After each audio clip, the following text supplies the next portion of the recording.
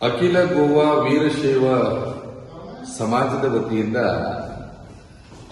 ಗೋವಾ ರಾಜ್ಯದ ಸಮಸ್ತ ಸದ್ಭಕ್ತರು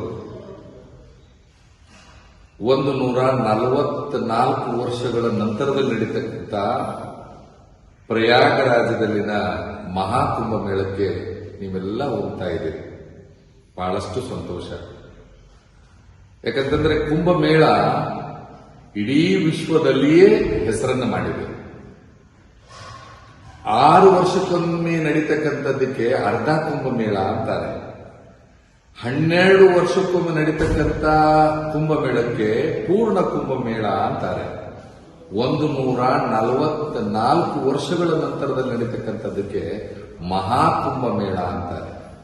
ಈ ಮಹಾಕುಂಭ ಮೇಳಕ್ಕೆ ನೀವು ಹೋಗ್ತಾ ಇದ್ದೀರಿ.